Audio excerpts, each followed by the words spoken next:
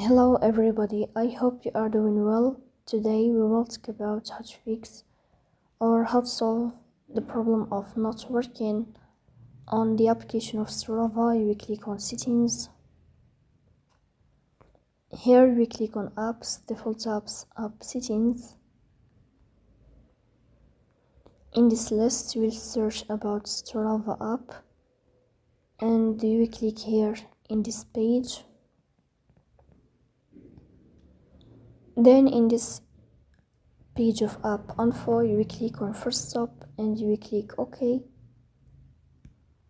Here you will enter to the window of storage.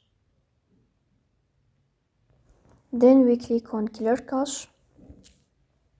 In the end you will turn off your Wi-Fi and you will turn on your Wi-Fi again to fix that problem. So please don't forget to support us by like and subscribe. See you next time.